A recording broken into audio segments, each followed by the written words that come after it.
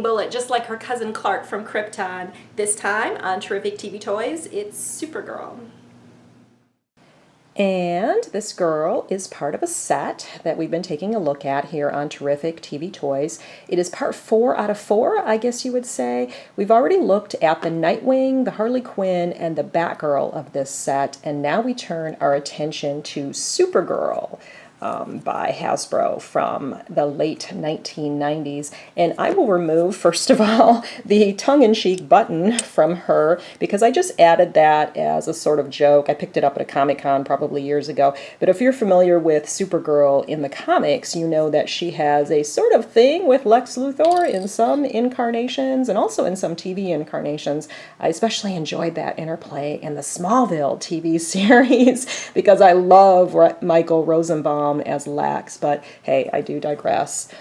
This figure represents the Supergirl that you saw in Superman, the animated series in the 1990s, the latter part of the 1990s, I think, when that show was on the air, and it was an outgrowth, a spin-off of the Batman animated series of the earlier 1990s.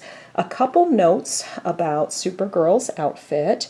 It was created for this animated series. Up until that point in the comics and in some of their incarnations, like the 1980s big screen movie with Helen Slater, Supergirl wore a variation of the Superman outfit, like a blue leotard with red accoutrements like the skirt and the boots or shoes. But this, you see here, this is a fresh take on Supergirl's outfit that was created just for this series, and then it did spill over into the comics.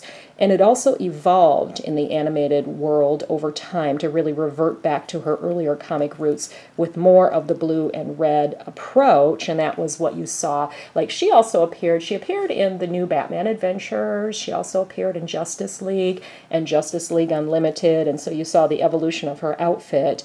And I imagine the evolution was to show the character growing, since she started out very young. She was a teenager when she first debuted, and she had to grow into her powers. And her debut, I believe, Little Girl Lost was the name of the 2-part episode on Superman, the animated series, that she was introduced in. May 2nd, 1998, and she was voiced by Nicole Tom.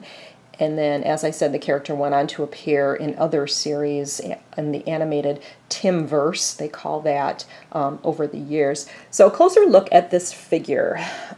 She's got, if you look at the bottom of her boots, which I know I showed in an earlier episode, either the Nightwing or the Harley Quinn episode, I showed what all of them were dated. But this one is dated 1999. They had a little bit of variation in this set as to when they were released. Her release date was officially 1999, and you see the copyright for Hasbro China and DC Comics.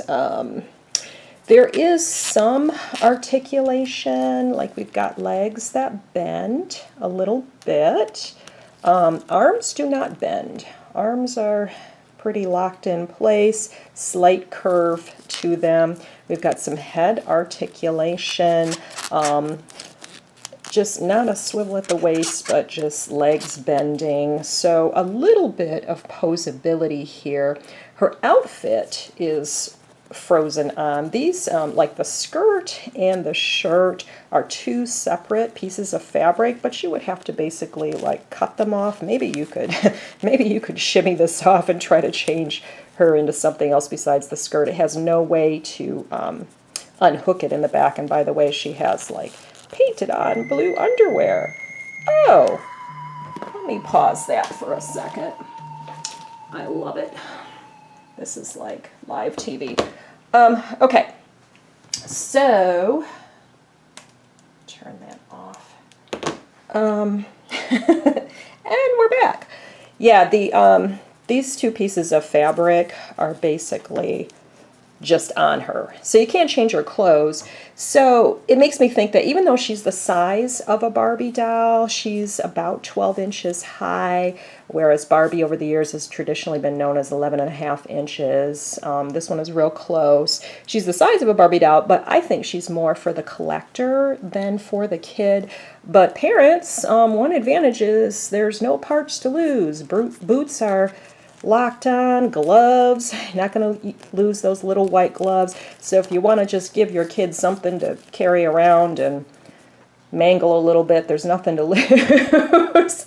I know a lot of people just cringed at that. So there is a little bit of an advantage there, but I think she's more of a collector's item with her lovely blue eyes and red lips. She's got her headband permanently attached. She's got plastic hair that you cannot comb.